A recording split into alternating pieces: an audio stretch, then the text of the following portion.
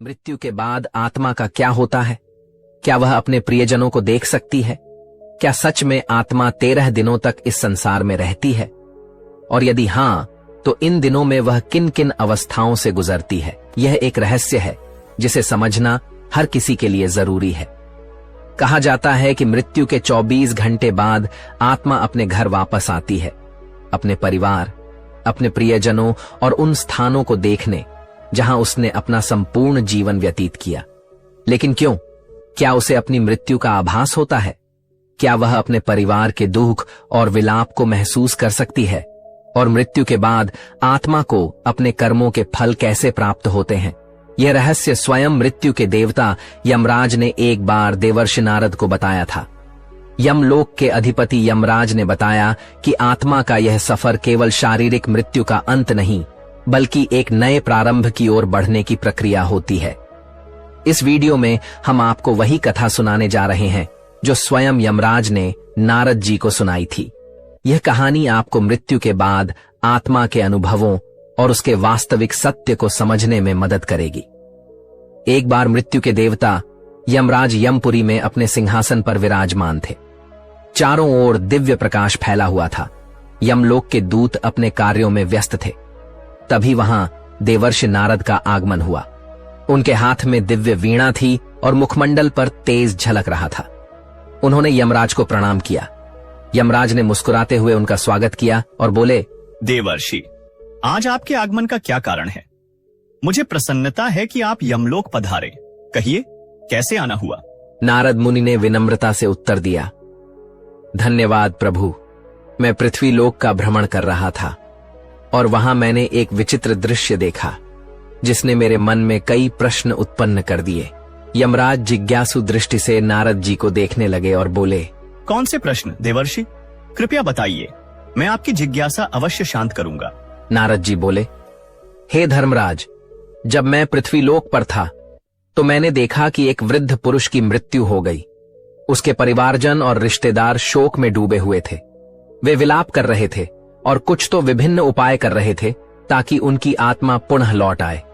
इस दृश्य को देखकर मेरे मन में गहरे प्रश्न उठे। यमराज ने नारद जी की बातों को ध्यान से सुना। नारद जी आगे बोले, मृत्यु एक अटल सत्य है, लेकिन इसके बाद क्या होता है यह रहस्य बना हुआ है।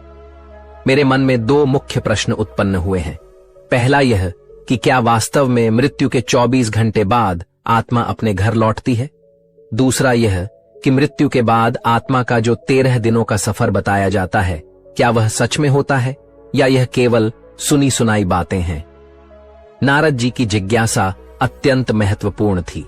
यमराज कुछ क्षण मौन रहे और फिर उन्होंने गहरी सांस लेते हुए कहा, देवर्षि, यह एक गंभीर प्रश्न है और इसका उत्तर प्रत्येक मनुष्य को अवश्य जानना चाहिए। मैं तुम्हें इस रहस्य की पूरी कथा सुनाता हूं, जिसे समझने से हर जीव मृत्यु के वास्तविक स्वरूप को जान सकेगा। यमराज कहानी शुरू करते हैं। बहुत समय पहले की बात है। एक गांव का एक युवा जिसका नाम आरव था, बचपन से ही धार्मिक प्रवृत्ति का था। वह प्रतिदिन तुलसी में जल चढ़ाता, सुबह शाम पूजा पाठ करता और सदा ईश्वर का स्मरण करता। उसके परिवार में उसके पिता, पत्नी और एक छोटा सा बच्चा था। मां का देहांत कई वर्षों पहले हो चुका था और अब उसके पिता भी लंबे समय से बीमार थे।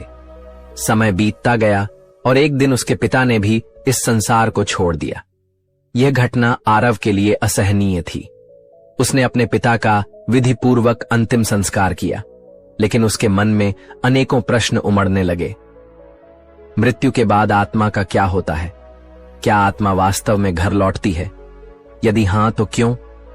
इन प्रश्नों के उत्तर खोजने के लिए वह एक आध्यात्मिक यात्रा पर निकल पड़ा। कई गांवों और जंगलों से होते हुए अंततः वह एक आश्रम पहुंचा, जहां एक तेजस्वी संत ध्यान मग्न थे। आरव ने उनके चरणों में गिरकर पूछा, गुरुदेव, मृत्यु के बाद आत्मा का क्या होता है? क्या यह सच है कि मृत्यु के 24 घंटे बाद आत्मा अपने घर लौटती है? संत मुस्कुराए और बोले, बेटा, यदि तुम इस रहस्य को सच में समझना चाहते हो तो तुम्हें इस जंगल में और आगे बढ़ना होगा। वहाँ तुम्हारे सभी प्रश्नों के उत्तर तुम्हारा इंतजार कर रहे हैं। आरव ने श्रद्धा से सिर झुकाया और कहा, गुरुदेव, मैं यह यात्रा करने के लिए तैयार हूं। कृपया मुझे मार्ग दिखाइए। गुरुजी ने आशीर्वाद दिया और कहा, इस यात्रा में तुम्हें कई अद्भुत अनुभव होंगे। रास्ते में जो घटित होगा वही तुम्हें मृत्यु और आत्मा के रहस्यों को समझने में सहायता करेगा। आरव गुरुजी के आदेशानुसार जंगल की ओर बढ़ चला। जैसे जैसे वह आगे बढ़ा, जंगल घना और रहस्यमय होता गया। चारों ओर अजीब अजीब आवाजें सुनाई पड़ने लगीं। कहीं उल्लू बोल रहा था तो कहीं पत्तों की सरसराहट हवा के थपेड़ों से डरावनी प्रतीत हो रही थी। जंगल का यह भयंकर और डरावना रास्ता उसे डरा जरूर रहा था, लेकिन उसके मन में उठ रही जिज्ञासा कहीं अधिक बलवान थी। वह निडर होकर चलता गया और कुछ दूरी पर उसे एक विशाल पीपल का वृक्ष दिखाई दिया, लेकिन यह कोई साधारण वृक्ष नहीं था। उसकी शाखाएं सांपों की तरह लहर रही थीं और उसकी छाल पर मानो किसी का चेहरा उभर आया था। जैसे ही आरव उसके पास पहुंचा, वह वृक्ष मानवीय स्वर में बोल उठा, हे मानव, ठहरो, कहां जा रहे हो? आरव यह सुनकर स्तब्ध रह गया। एक वृक्ष बोल रहा था, परंतु वह घबराया नहीं। उसने हाथ जोड़कर पीपल के वृक्ष को प्रणाम किया और आदर पूर्वक बोला, हे महावृक्ष, मैं यहां मृत्यु के रहस्यों को जानने आया हूं। मेरे मन में कई प्रश्न हैं और मैं उनके उत्तर खोजने के लिए यह यात्रा कर रहा हूं। कृपया मेरा मार्गदर्शन करें। पीपल के वृक्ष ने गंभीर स्वर में कहा, तुम्हारी जिज्ञासा योग्य है मानव। मैं तुम्हें मृत्यु के बाद की प्रथम अवस्था के बारे में बता सकता हूं, लेकिन उससे पहले तुम्हें मेरी एक पहेली का उत्तर देना होगा। यदि तुम सही उत्तर दे सके तो ही मैं तुम्हें आगे का ज्ञान दूंगा। आरव ने श्रद्धा से सिर झुकाया और कहा, महावृक्ष, कृपया अपनी पहेली पूछिए, मैं उत्तर देने का प्रयास करूंगा। पीपल का वृक्ष थोड़ा मुस्कुराया और बोला, सुनो, यह पहेली तुम्हारे ही जीवन से जुड़ी है। जब जीवित होता हूं तब काला होता हूं, मरने के बाद मैं लाल हो जाता हूं। मुझे जितना जलाओगे मैं उतना ही बिखरता जाऊंगा। बताओ, मैं कौन हूं? आरव ने ध्यान पूर्वक सुना और सोच में पड़ गया। यह पहेली साधारण नहीं थी। वह कुछ देर तक विचार करता रहा। उसके मन में कई वस्तुओं के विचार आए, लेकिन फिर अचानक उसका ध्यान एक वस्तु की ओर गया, जिसका प्रयोग वह प्रतिदिन अपने घर के हवन और पूजा में करता था। उसकी आंखों में चमक आ गई। उसने पीपल के वृक्ष की ओर देखा और आत्मविश्वास से उत्तर दिया, इसका उत्तर कोयला है। जब कोयला जीवित रहता है तो वह काला होता है। जलने के बाद वह लाल हो जाता है और धीरे धीरे बिखरकर राख में बदल जाता है। जैसे ही आरव ने यह उत्तर दिया, पीपल के वृक्ष की शाखाएं एकाएक हिलने लगीं। चारों ओर हवा तेजी से बहने लगी और वृक्ष ने स्वर को गंभीर करके कहा, सत्य कहा वत्स, तुमने मेरी पहेली का सही उत्तर दिया है। अब मैं तुम्हें मृत्यु के बाद की प्रथम अवस्था के बारे में बताऊंगा। ध्यानपूर्वक सुनो। पीपल के वृक्ष ने आगे कहा, बेटा, जब शरीर नष्ट हो जाता है तब आत्मा एक भ्रम की स्थिति में आ जाती है। उसे समझ ही नहीं आता कि वह मुक्त हुई है या किसी बंधन में है। यह मृत्यु के बाद के पहले 24 घंटे की सबसे रहस्यमय अवस्था होती है। आरव ध्यान से सुन रहा था, लेकिन उसके मन में और जिज्ञासा जाग उठी। उसने हाथ जोड़कर पूछा, महावृक्ष, कृपया विस्तार से समझाइए, मृत्यु के तुरंत बाद आत्मा को क्या अनुभव होता है? पीपल ने गहरी सांस ली, मानो किसी पुरातन स्मृति को जागृत कर रहा हो, और फिर कहा, जब मृत्यु होती है तो आत्मा शरीर से अलग हो जाती है, परंतु पहले ही क्षण में आत्मा को यह समझ नहीं आता कि वह अब देह से मुक्त हो गई है। वह स्वयं को जीवित ही मानती है। यह ठीक वैसा ही है जैसे कोई गहरी नींद में हो और अचानक नींद टूट जाए, परंतु उसे यह भान न हो कि वह जाग चुका है। आत्मा उसी स्थिति में भटकती रहती है। आरव ने चकित होकर पूछा, क्या आत्मा को अपना मृत शरीर दिखाई देता है? पीपल ने कहा, हाँ, बहुत बार आत्मा अपने ही मृत शरीर को देखती है। वह अपने परिवार को रोते बिलखते देखती है। वह उनसे बात करने की कोशिश करती है, उन्हें छूने का प्रयास करती है, लेकिन कोई उसकी आवाज नहीं सुन सकता, कोई उसके स्पर्श को महसूस नहीं कर सकता। यह आत्मा के लिए सबसे बड़ा भ्रम और पीड़ा का क्षण होता है। इन पहले कुछ घंटों में आत्मा का सबसे अधिक मोह अपने घर परिवार से रहता है। वह अपने प्रियजनों के आसपास ही घूमती रहती है। कई आत्माएं घर में ही रुकी रहती हैं, अपने परिवार के लोगों को देखती हैं, लेकिन वे कुछ कर नहीं पाती। कभी कभी आत्मा को यह आभास भी होता है कि वह अभी भी जीवित है। उसे भूख लगती है, प्यास लगती है, लेकिन जब वह भोजन की ओर बढ़ती है तो पाती है कि वह खा नहीं सकती। जब वह अपने प्रियजनों को गले लगाने का प्रयास करती है तो पाती है कि वे उसे महसूस नहीं कर सकते। यह स्थिति आत्मा के लिए सबसे अधिक कष्टदायक होती है। आरव की आंखों में विस्मय और करुणा दोनों झलक उठे। उसने पूछा, क्या आत्मा को अपने कर्मों का आभास होने लगता है? पीपल का स्वर और गंभीर हो गया और उसने आगे कहा, हाँ, जैसे जैसे समय बीतता है आत्मा को धीरे धीरे अपने कर्मों का आभास होने लगता है। यदि उसके जीवन में अच्छे कर्म थे तो उसे भीतर से शांति अनुभव होती है, लेकिन यदि उसने बुरे कर्म किए थे, किसी का दिल दुखाया था, अधर्म किया था, तो वह पीड़ा से भर उठती है। उसे अपने ही पापों का बोझ महसूस होने लगता है। कई आत्माएं इतनी अशांत होती हैं कि वे घर के भीतर ही अटक जाती हैं और जब उनका शरीर जलाया जाता है तब भी वे वहीं भटकती रहती हैं। इसलिए शास्त्रों में कहा गया है कि मृत्यु के तुरंत बाद गीता का पाठ करना चाहिए, आत्मा के लिए प्रार्थना करनी चाहिए ताकि वह अपने मोह को त्याग कर आगे की यात्रा पर बढ़ सके। 24 घंटे के भीतर आत्मा को धीरे धीरे यह समझ आने लगता है कि वह अब इस संसार में नहीं रही, लेकिन तब तक उसका मोह इतना अधिक बढ़ जाता है कि वह अपने घर वापस लौटती है। यही कारण है कि हिंदू धर्म में मृत्यु के अगले दिन घर में विशेष पूजा की जाती है, आत्मा के लिए पिंडदान किया जाता है ताकि वह शांति से अपनी आगे की यात्रा पर जा सके। पीपल ने अपनी बात समाप्त की और कुछ क्षणों के लिए मौन हो गया। आरव पूरी तरह स्तब्ध था। उसे अब समझ आ रहा था कि मृत्यु केवल एक अंत नहीं बल्कि एक नई यात्रा की शुरुआत होती है। उसने आदरपूर्वक पीपल को प्रणाम किया और कहा, महावृक्ष, आपने जो ज्ञान दिया वह मेरे लिए अमूल्य है। अब मैं जानना चाहता हूं कि मृत्यु के बाद आत्मा की आगे की यात्रा कैसी होती है। कृपया मुझे आगे का मार्गदर्शन दें। पीपल ने मुस्कुराकर कहा, वत्स, यदि तुम सच में मृत्यु का रहस्य समझना चाहते हो तो तुम्हें और आगे जाना होगा। वहां तुम्हें और भी गूढ़ सत्य ज्ञात होंगे। आरव ने सिर झुकाया और आरव अपनी यात्रा में आगे बढ़ता गया। जंगल गहरा होता जा रहा था। पक्षियों की आवाजें धीरे धीरे कम होती जा रही थीं और चारों ओर एक रहस्यमयी शांति छा गई थी। तभी उसे एक विशाल काले रंग का कौवा दिखाई दिया। यह कौवा आम पक्षियों से कहीं बड़ा और अद्भुत था। उसकी आंखें जलती हुई अंगारों जैसी प्रतीत हो रही थीं और उसके पंखों से एक दिव्य आभा निकल रही थी। आरव कौए के पास गया और हाथ जोड़कर प्रणाम किया।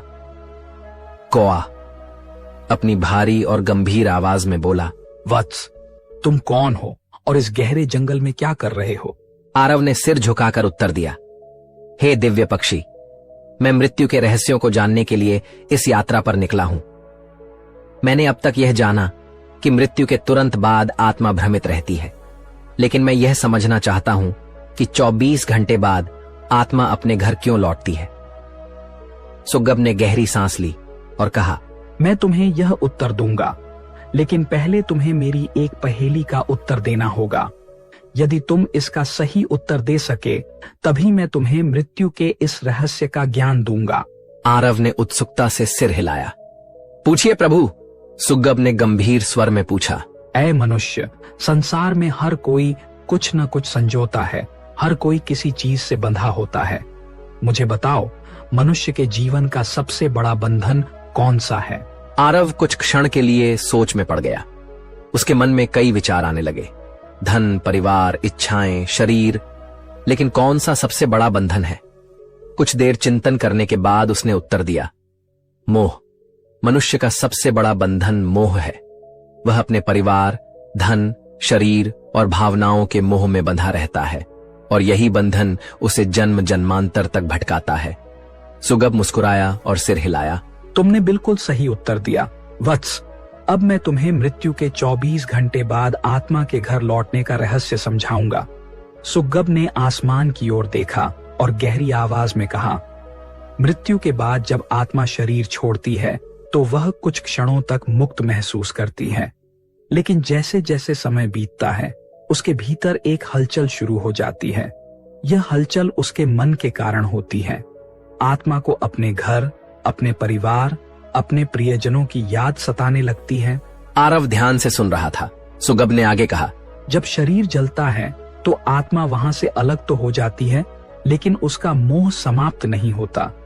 वह अपने प्रियजनों को रोते हुए देखती है, अपने घर में अपने बच्चों और पत्नी को अकेला महसूस करती है।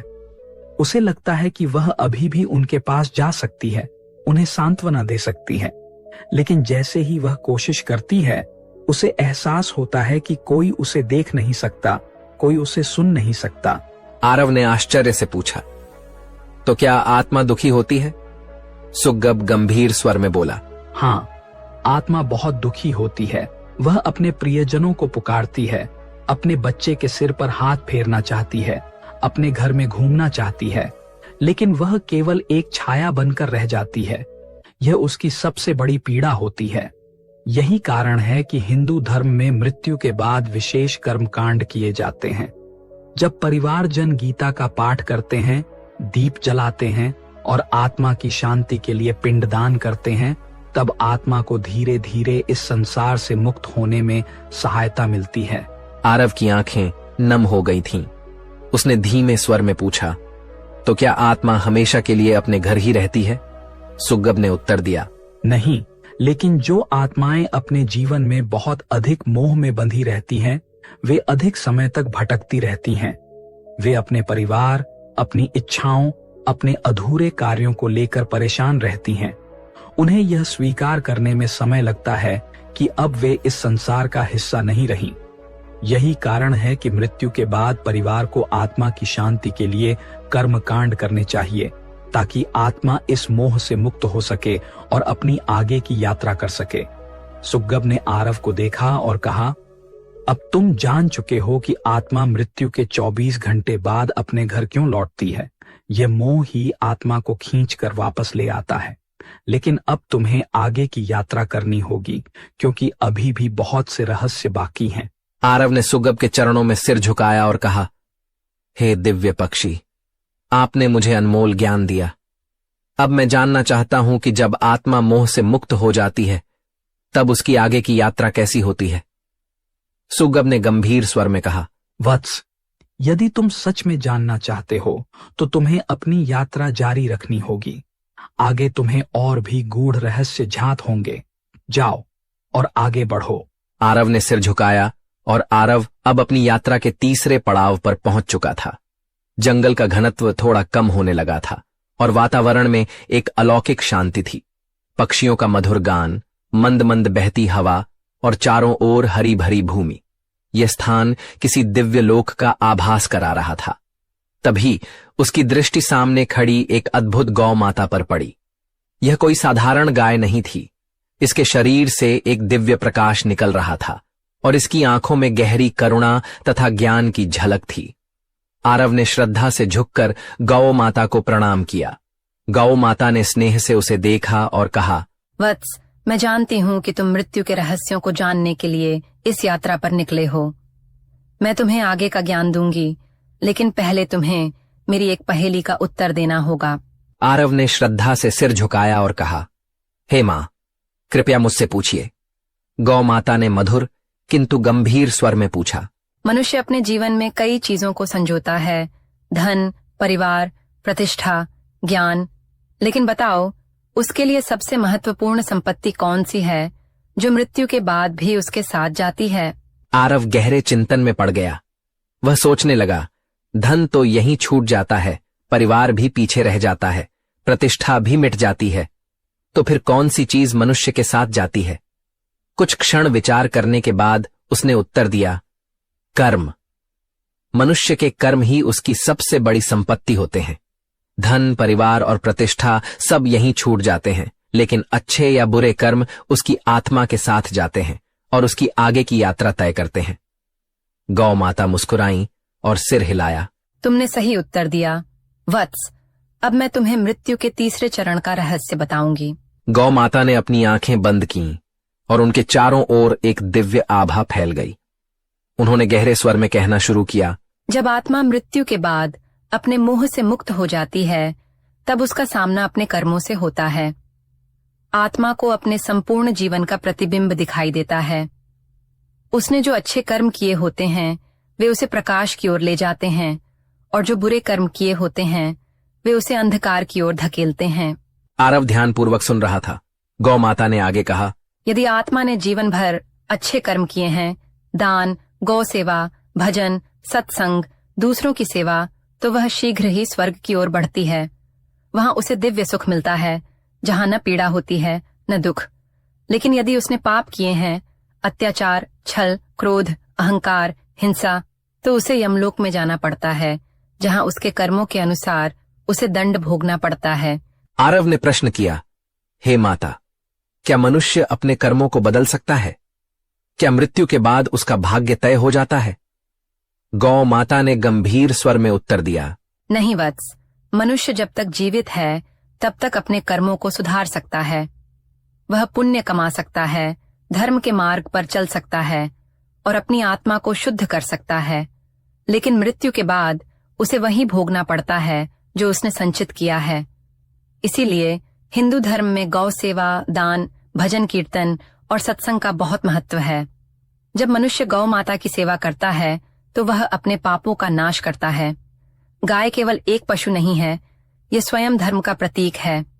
इसके स्पर्श से ही पाप नष्ट हो जाते हैं और इसके सेवा करने से पुण्य संचित होते हैं।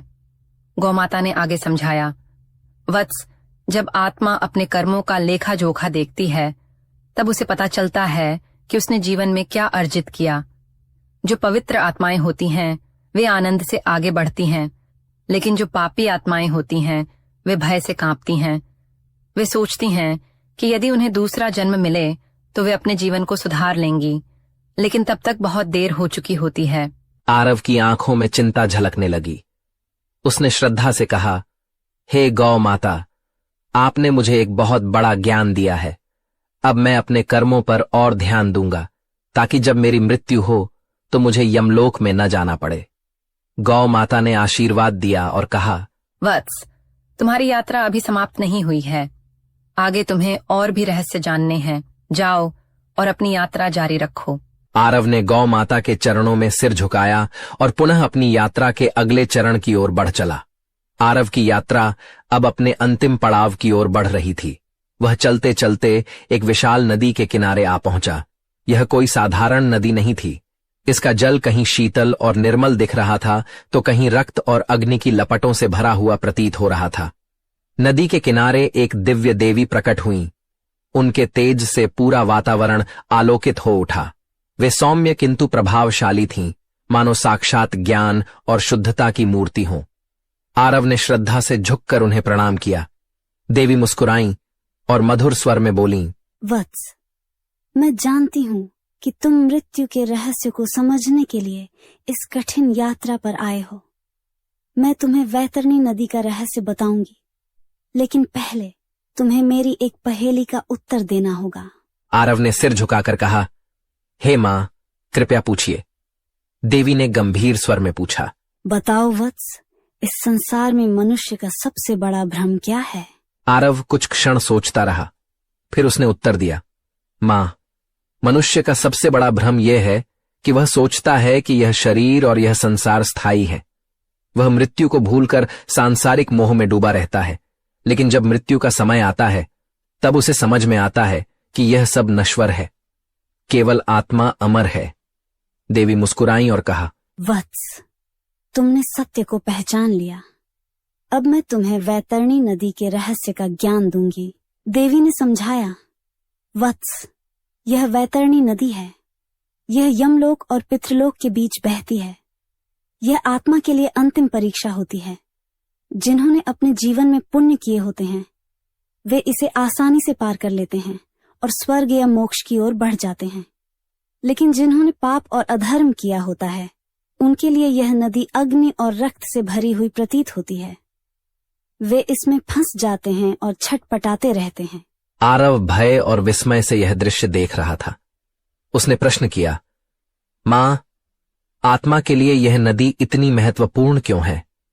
देवी ने उत्तर दिया, वत्स, यह नदी आत्मा की अंतिम परीक्षा है। यह उसके जीवन के कर्मों का प्रतिबिंब है। जिन्होंने गौ सेवा, दान पुण्य और धर्म का पालन किया उनके लिए यह नदी निर्मल जल की धारा बन जाती है। वे इसे पार कर मोक्ष या स्वर्ग की ओर बढ़ते हैं। लेकिन जिन्होंने अधर्म, पाप और अन्याय किया, उनके लिए यह नदी एक भयंकर यातना का स्थान बन जाती है। वे इसमें फंस जाते हैं और तब तक कष्ट भोगते हैं जब तक उनके पापों का नाश नहीं हो जाता। आरव यह सुनकर गंभीर हो गया। उसने प्रश्न किया, मां, आत्मा इस नदी को कैसे पार कर सकती है? देवी ने कोमलता से समझाया, वत्स, आत्मा केवल सच्चे ज्ञान, भक्ति और अच्छे कर्मों के आधार पर इस नदी को पार कर सकती है। जीवन में गौ सेवा, दान, धर्म कर्म, सत्य आचरण और भक्ति करने वाले सहज ही इसे पार कर जाते हैं। विशेषकर गौ दान, गाय का दान करने वालों के लिए यह नदी एक सरल मार्ग बन जाती है, क्योंकि गौ माता धर्म का प्रतीक है और जो उसकी सेवा करता है वह अपने पापों को नष्ट कर सकता है। आरव यह सुनकर चकित रह गया। उसने एक और प्रश्न किया, मां, यदि कोई व्यक्ति जीवन में अच्छे कर्म न करे तो क्या वह कभी इस नदी को पार नहीं कर सकता? देवी ने गंभीर स्वर में उत्तर दिया, वत्स, यह ब्रह्मांड कर्मों के नियम से चलता है। यदि आत्मा वैतरणी को पार कर ले तो वह स्वर्ग की ओर बढ़ती है, यदि नहीं तो उसे यमलोक में न्याय के लिए भेजा जाता है, जहां उसके कर्मों का हिसाब होता है। जो आत्माएं इसे पार नहीं कर पाती वे भटकती रहती हैं। वे पुनर्जन्म के चक्र में फंस जाती हैं और कई जन्मों तक कष्ट सहती हैं। आरव की आंखें खुल चुकी थीं। उसने देवी को प्रणाम किया और कहा, हे मां, आपने मुझे सत्य का ज्ञान दिया। अब मैं अपने जीवन को और भी पवित्र बनाऊंगा ताकि मेरी आत्मा मृत्यु के बाद सही मार्ग पर चल सके। देवी ने आशीर्वाद दिया और कहा, वत्स, अब तुम्हारी यात्रा पूरी हुई। जाओ और इस ज्ञान को संसार तक पहुंचाओ ताकि लोग मृत्यु से पहले जीवन को समझ सकें। आरव ने पुनः प्रणाम किया और उस दिव्य ज्ञान को हृदय में समेटकर लौट पड़ा। तो यमराज ने नारद जी को इस तरह से आत्मा के 13 दिनों के रहस्य की संपूर्ण कथा सुनाई। उन्होंने बताया कि कैसे आत्मा मृत्यु के बाद अपने घर लौटती है, कैसे वह अपने कर्मों के अनुसार आगे बढ़ती है और किन किन अवस्थाओं से गुजरती है। यमराज के वचन सुनकर नारद जी के सभी संदेह दूर हो गए। नारद जी ने हाथ जोड़कर कहा, प्रभु, आपकी यह दिव्य कथा सुनकर मेरे सभी प्रश्नों के उत्तर मिल गए हैं। अब मुझे स्पष्ट हो गया कि मृत्यु के बाद आत्मा किस प्रकार अपनी यात्रा पूरी करती है। मैं इस सत्य का प्रचार प्रसार करूंगा ताकि अधिक से अधिक लोग इस गूढ़ ज्ञान को समझ सकें और धर्म के मार्ग पर चल सकें। यमराज ने नारद जी को आशीर्वाद दिया और कहा, देवर्षि, यदि मनुष्य इस सत्य को समझकर जीवन व्यतीत करें तो वे मोह माया से मुक्त हो सकते हैं और सही मार्ग का अनुसरण कर सकते हैं। जाओ, इस ज्ञान को फैलाओ। दोस्तों, अगर आपको यह वीडियो ज्ञानवर्धक लगा हो तो इसे लाइक जरूर करें। इस ज्ञान को अधिक से अधिक लोगों तक पहुंचाने के लिए शेयर करें और ऐसे ही अद्भुत आध्यात्मिक और रहस्यमयी ज्ञान से भरी कहानियां सुनने के लिए चैनल को सब्सक्राइब जरूर करें। घंटी, नोटिफिकेशन बेल दबाना न भूलें ताकि हमारी हर नई वीडियो आप तक सबसे पहले पहुंचे। धन्यवाद। मृत्यु के